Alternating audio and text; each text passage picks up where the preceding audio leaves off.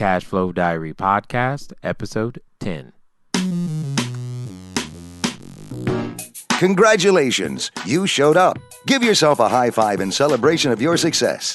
Welcome to the Cash Flow Diary, where new and experienced investors come to take confident action towards their goals.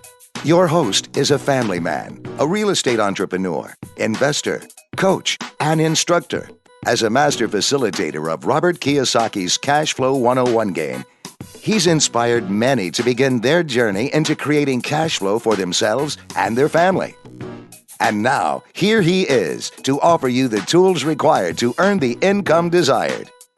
Your cash flow coach, Jay Massey. Hello, listeners. It's time for another entry into the diary. Welcome to episode 10 of the cashflowdiary.com podcast. For those of you joining us for the first time, make sure you go over to our website, cashflowdiary.com. Get your free ebook, currently free ebook, Investing Made Easier Wholesaling. For those of you who don't already know, I started my investing career as a wholesaler, and what I've done is I've taken that and put it into an ebook complete with exercises and additional work pages that you can fill out and complete. And for those of you who do get that particular ebook, we will be holding a webinar series on wholesaling, and you will be the first to know and the ones allowed to attend. Make sure you go over to the website, cashflowdiary.com, download that, and then go over to the first episode. That way you can find out a little bit more about me, about cashflowdiary.com, why it exists, etc. And then you can decide for yourself, do I need to keep listening and downloading more episodes or not? Hopefully you decide to. If not, no big deal, but we'll see you soon either way. Now, what I want to do is talk about what episode 10 is going to be. Episode 10 is going to be your questions and my answers. Number one, your questions and my answers. Number one, basically about every 10 episodes or so, what I'm going to do is I'm going to take all the questions that we keep receiving here at the cashflowdiary.com office and put them into an episode. I'm going to do my best to take the ones that I think we can answer in the time frame that we have, and the ones that I believe will do the greatest amount of good for the most number of people, not just US wide, but in some cases worldwide. So we get questions from all over the place, which is exciting. If you do have a question that you know you must have answered, feel free to send that in over to cashflowquestions at cashflowdiary.com. Again, that's cashflowquestions at cashflowdiary.com. So before we get into the questions and my answers, let's go with our cash flow quote. The quote is, take the attitude of a student. Never be too big to ask questions. Never know too much to learn something new. That quote comes to us from Mr. Og Mandino. Actual name, Augustine Mandino II. For those of you who may not have known, he definitely has written many books, and one of the books is The Greatest Salesman in the World. He has sold over 50 million copies. That's a lot of books. 50 million copies of all of his books combined, and it's been translated into 25 different languages. Amazing. Amazing. Just remember, take the attitude of a student. Never be too big to ask questions and never know too much to learn something new. I am that guy. I'm a perpetual student. I'm always learning more and more about people, about sales, about questions, about real estate. One of my favorite things to study is questions. In fact, there have been times where I've been known to go to a car dealership or even watch QVC just because I'm listening for the questions that the greats ask. Because when you have good questions, you can get even better answers. And more importantly, you can find out how to help people with your product or service. And studying questions can be a great way to improve your skills. Definitely something I highly recommend. And there's no such thing as a question that you should not ask. And that's what I love about his comment, is never to be too big to ask questions. Sometimes we can get ourselves into a situation and we think, you know what, it's not the right time, not the right place. It's a question I shouldn't ask. Of course, everybody knows it. No, everyone doesn't, because you don't. And you are a part of everyone. So ask the question. You never know. Never, and I love this, never know too much to learn something new. That is one of the things that I enjoy so much about real estate, is that as I meet more and more people, you get to learn new ways of looking at things, new ways of analyzing property and running businesses, et cetera, et cetera. I get excited about all that stuff, and that's pretty much the job, right? So, what we're going to do is I'm just going to take some of the questions that have come in, do my best to answer them. And the first one comes to us, and I'm just going to read first names only. So, if you ever want me to actually state full name or websites or emails, feel free to let me know. And in your email when you send them in, and I'll make sure I do that. But this one comes to us from John, and I'm just going to read the email that was sent in, and one here. So here we go. It says, "Hi Jay Massey and team. Your podcast is awesome. By the way, if you start off an email that way, you have a good shot of making sure that I read your questions. Anyway, here are a couple of questions I hope you can answer in future podcast episodes. One, how do you estimate repair costs on a single family home?" I was like, oh, well, that's a good one.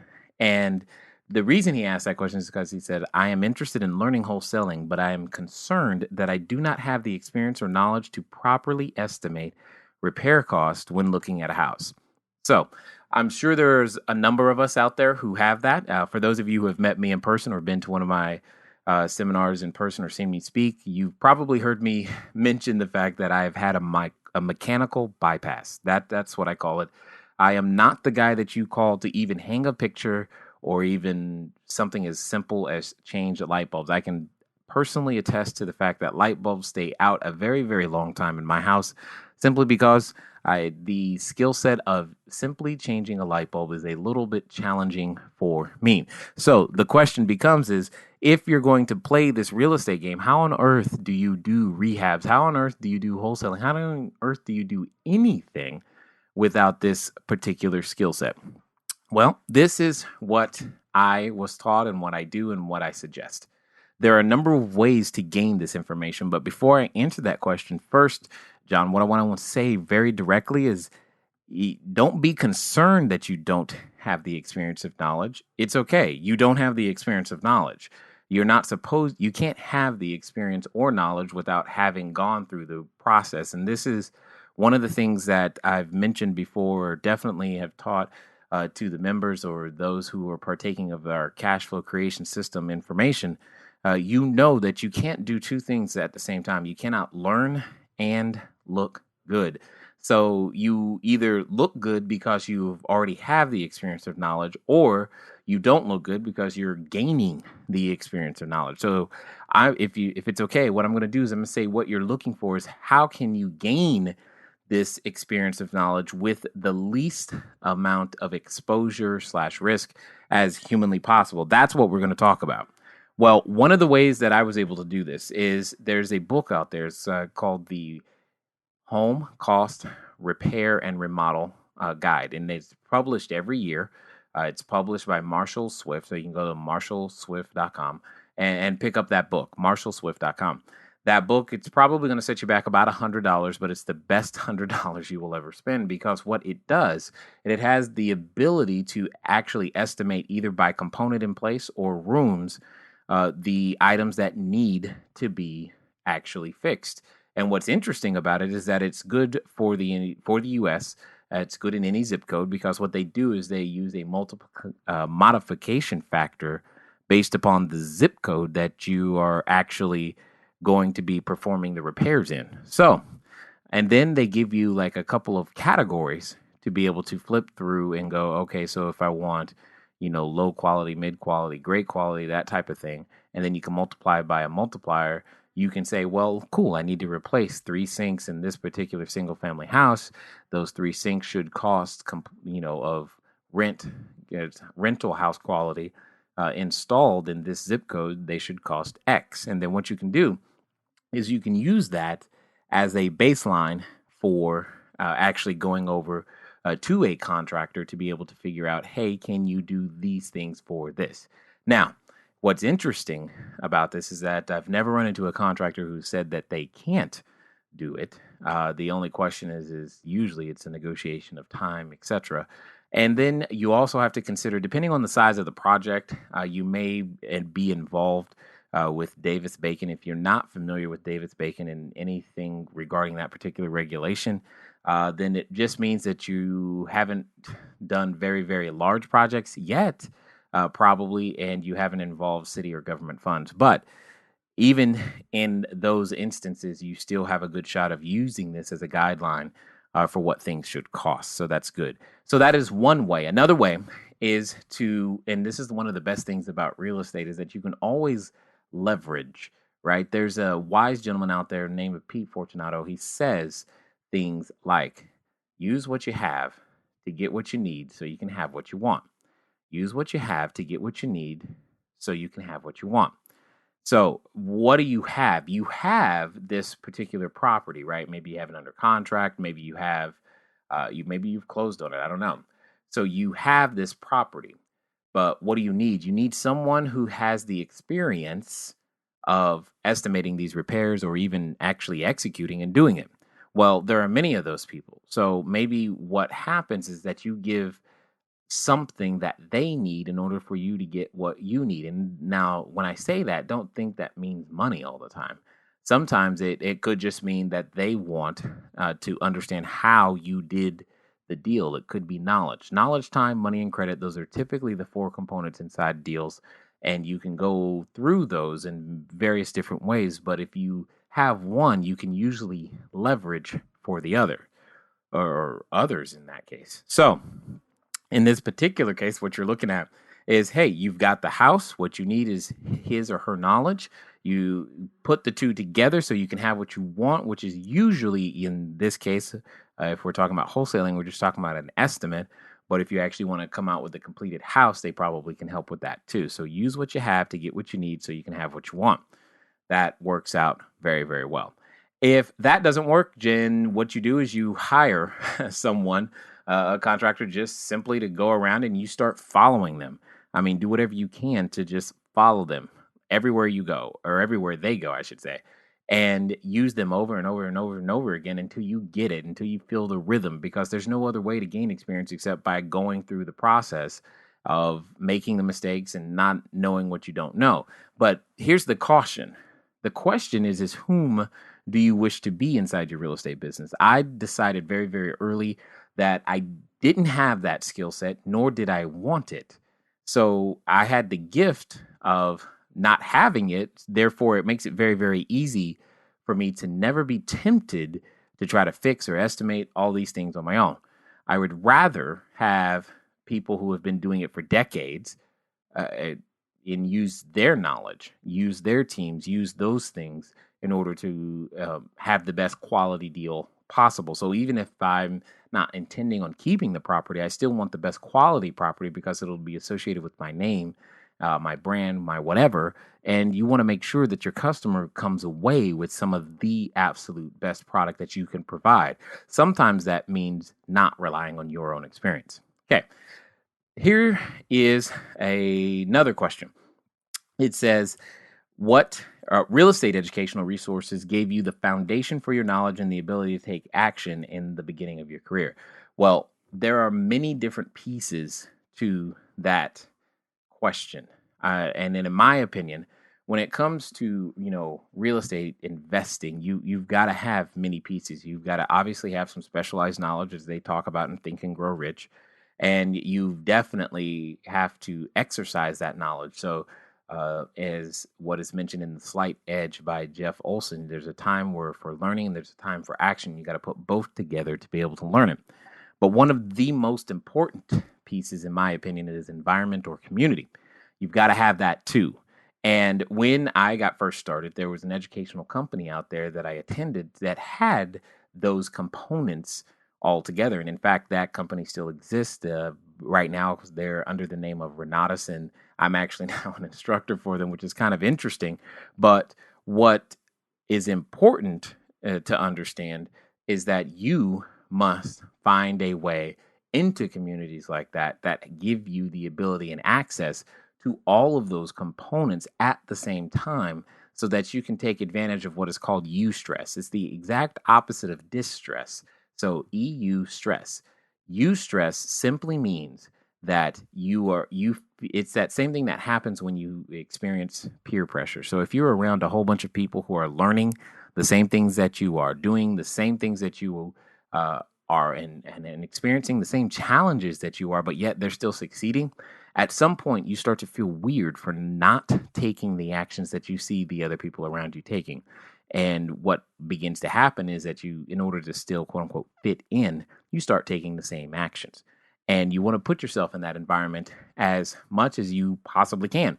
And that's kind of the idea behind the whole membership. That's kind of the idea behind the cash flow creation system. And for those of you who already know about it and who are there, you have access to that, and that's what we're building for an online environment as well, so that you have some of those things together. But there's no such thing, and please remember this: there's no such thing as ever ending your learning process. We are all forever evolving, forever learning, and I still continually am learning and reading, et cetera, et cetera. If you've been over to the website, you've seen, the virtual book club, and inside there, you see a number of the books that I've either read or am reading. And for those of you, again, who are members, you understand that the discussions that we're having about those books, as we each go through them, etc., so that you can gain and glean more from each of those books to be able to go deeper, further, and help yourselves become bigger, better, badder investors. So, thanks, John, for your questions. Again, for those of you who also have questions, feel free to send those in to cashflowquestions@cashflowdiary.com. What we're going to do now is I'm going to go over the cash flow question from last time. I believe the question was, in what country is the island located that Madonna references in her song La Isla Bonita? Now, for those of you who speak Spanish, please forgive me. I did the best I could, right? And what country is the island that Madonna references in about her song La Isla Bonita? It was on her True Blue album, February 25th, 1987, and the country is none other than Belize. For those of you who have been over to our Facebook page, you've probably seen some of the photos, etc. I was there a little bit ago. Beautiful place. I cannot believe how beautiful this place is. I mean, you could take, a kid's toy camera, go over there and accidentally snap the shutter and be upside down, and you'd probably get a postcard. I mean, just from the photo that was out there, it is absolutely one of the most beautiful, colorful places that I have ever seen. The people were great, the food was great, the company was great. I mean, wow, it was just amazing. Anyway, this week's question. Now, remember, guys, these questions are designed to, intrigue the brain and to help you in your journey of increasing your financial IQ, making sure that you continue to become bigger, better investors, not only just from the information that you hear, from the guests that you hear, etc., but also from understanding little things like this. So, this is actually the answer to this question is something that I'm doing right now. And that's pretty much what inspired the question. So, during your due diligence period, what is the name of the process you follow when you are ensuring the rent roll is accurate? I'll repeat. During your due diligence period, what is the name of the process you follow when ensuring the rent roll is accurate? See, one of the things you may or may not have realized is that sometimes when you are in the process of purchasing a property, one of the things you're going to ask for is a rent roll. It's just the seller submits to you a document that says these are the people that are staying in the property, and this is what they've been paying. This is what the experience history has been on the income and the expenses, etc. It's not quite a profit and loss statement. It's not quite a P&L. It's a rent roll. And when you get that, you have to ensure that it's accurate, and there's a process for that. Just make sure what you do is that you do this process. And what I'm asking for is the name of that process. So that'll be the question we will definitely answer on the next episode. Let's get back to the other questions that have come in. This one comes to us from Jim, and it goes as follows. It says, "Hi, Jay. I heard you speak here in Chicago. I loved it. Thank you so much." And again, that's another good way to make sure that your question gets read, is starting off with a compliment. Jim, thank you. I did have a fun time in Chicago with you guys for a couple of days, and it was awesome. So, and he continues. He says, "I know you started in wholesaling, and that is what I need to do starting out. How do I wholesale an owner financed property?" Great question. Great question. That is one of the things that I did to assist my wholesaling business in a great way is to figure out ways to provide financing within the purchase. So what it comes down to is when you're looking to be able to do wholesaling, or when you're trying to wholesale something that is owner financed, well, understand something. Understand the following: at the end of the day, what you're trying to do is you're solving problems. That's what your business does. It solves problems, and it just happens to relate to real estate. So, in order to wholesale a owner finance property, you must negotiate with the seller what is known as non-recourse financing that does not, keywords here, that does not require the seller's approval of the actual end buyer. Now, this is all disclosed. We are always disclosing. Okay, there's nothing hidden. There's no trick. There's none of the sneaky stuff. It's all above board in writing, etc. You just got to let the seller know that this is how you do your business and that you will close. So long as the financing is non-recourse, which most seller financing is, not all, but most can be, especially if you negotiate it typically can be assumed and or sold to any other particular party or buyer. And it's just part of the transaction, but it's actually a very, very valuable part of the transaction when you think about it. Because if a property is priced properly for its condition, location, etc., that in and of itself doesn't mean that someone has the cash to pay for it. So there's always going to be some sort of financing involved. So even if you pay for it all cash, that's still a financing method. All right, because you're now paying an opportunity cost instead of an interest rate. So just keep that in mind. So when you're wholesaling an owner finance property, it's just the same thing. The transaction is the same. It's just that you have an additional thing to negotiate. Now you have to negotiate the terms of the owner carry. Is it going to be a note with a balloon? Is it going to be fully amortizing? Is it going to be interest only?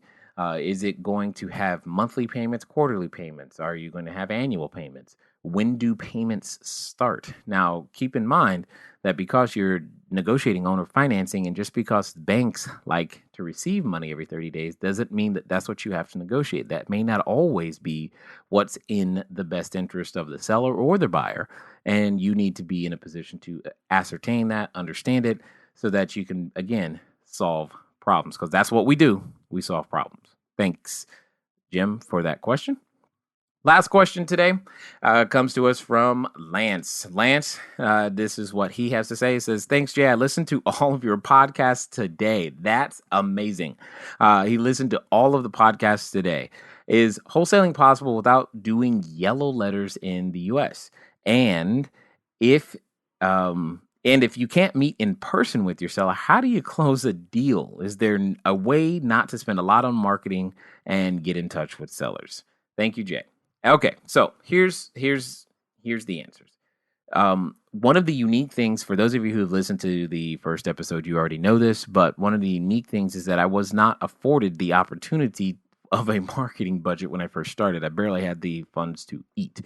So that was just the reality of the situation. So everything that I've learned to do has to be darn near free or really close to free in order to make that happen. I have personally not used, yellow letters. I've tried direct mail for when I purchase notes, etc.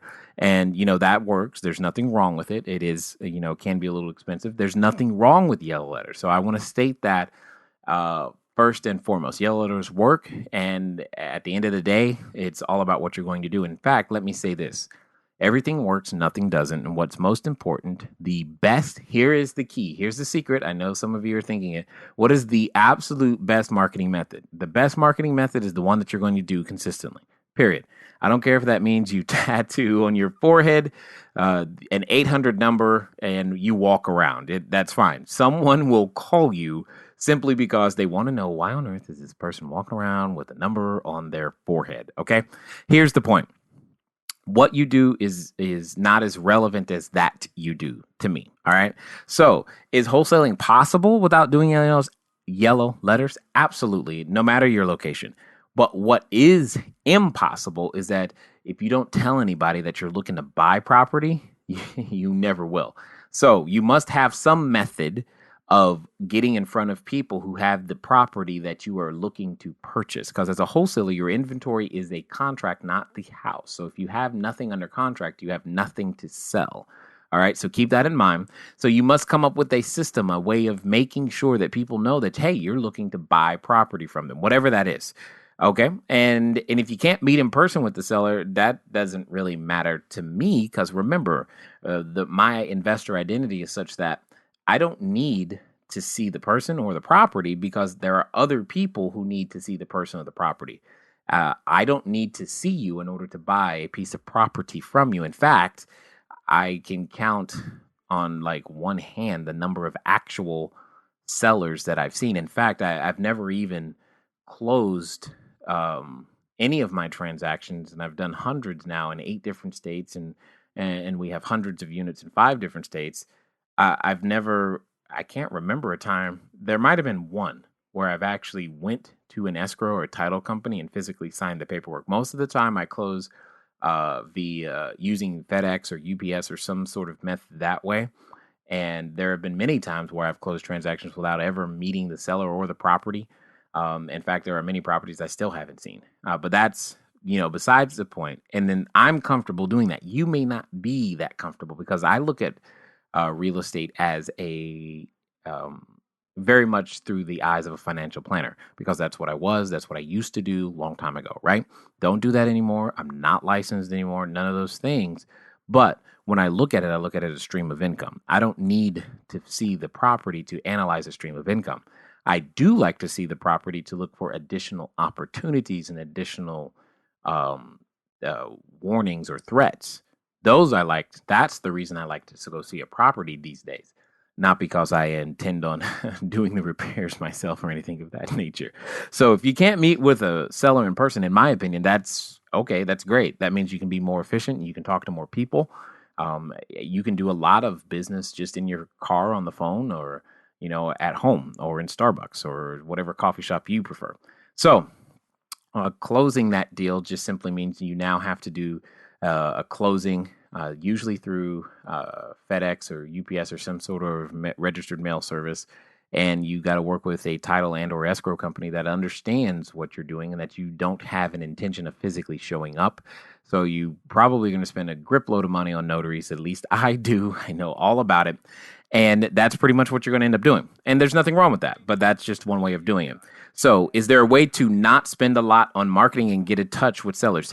Absolutely, Lance, because this is probably the most important thing that all of us can do more, and we all need to do more of, is that we must now develop a system for making it easy for people to understand that we want their business, and more importantly, we want their referrals. So, the way to not have to spend a lot of money on marketing is give other people a reason to market for you. So, for example, what does that mean? If you've completed a transaction with anyone and it went well, give them a reason to want to talk more about you in that transaction. Now, see, some people are naturally going to do it, which is great. And what ends up happening is that they start talking about that transaction to other people and their friends, and what happens, and they go, wow, how can I do that? But because you didn't tell them, hey, if any of your friends or family members says something like, that they want to do this too, could you please send them to me? Simply because you didn't say that, they don't think on their own to go, well, you need to call my guy or my gal, and I'm sure they can help you too.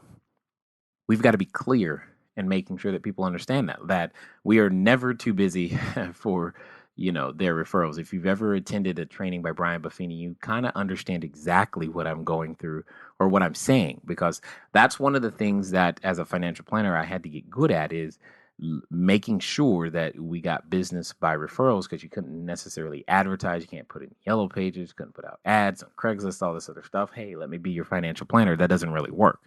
It had to come by referral. And that was what we must all become good at doing more and more and more and more and more, so that we don't have to spend money on marketing, because we can't compete with the big guy who has the budget to spend money on a Super Bowl commercial or something of that nature. We have to figure out better ways to make that happen. And that we also have to understand our unique selling proposition, i.e., Why should someone sell their property to us as opposed to a realtor? What on earth are we bringing to the table? What problems are we solving? And if you focus on solutions to people's problems, people know people who have problems like themselves. And it becomes very, very easy to continually solve and brand yourself as a person who solves a particular type of problem. So, what ends up happening is that instead of you having to quote unquote get in touch with sellers, they start getting in touch with you and you become known as a problem solver. And that's the goal. You want to become known as the problem solver. One of the things that I like is that I'm known as a problem solver. One of the things that has happened to me in the past is, believe it or not, one of my sources for finding our property has become local code enforcement because we're known for solving problems. So code enforcement calls us and says, hey, there's a problem over here with this particular property. Here's the owner, etc. Can you help? And it's only because we've solved other problems with properties and with the assistance of code enforcement. And the code enforcement isn't an enemy; they can be your greatest friends. Same thing with the anti-neglect or fire departments, etc. These individuals are charged with keeping their city safe and clean, etc., and making sure properties look, relatively decent. Well, you could become that very person that's known as making their properties always look relatively decent. And here's a secret. Those properties, you can pick them up really, really, really cheap. So keep that in mind as you're going out there. Hopefully, Lance, that answers your questions. And I'm sure it answers a few more questions for a few more people out there. Anyway, that's all the time we have all the time we have for the questions at this moment. Again, if you've got questions, you want them answered, feel free to send those in to cashflowquestions@cashflowdiary.com. My final comment is actually another quote about questions, and it comes to us from the management expert himself, Mr. Peter Drucker. He simply says, "My greatest strength as a consultant is to be ignorant and ask a few questions." Till next time.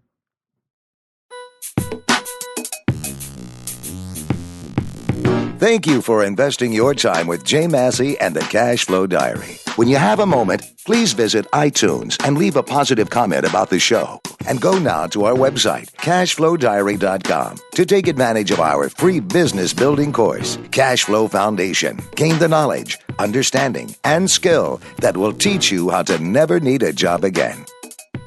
Until next time.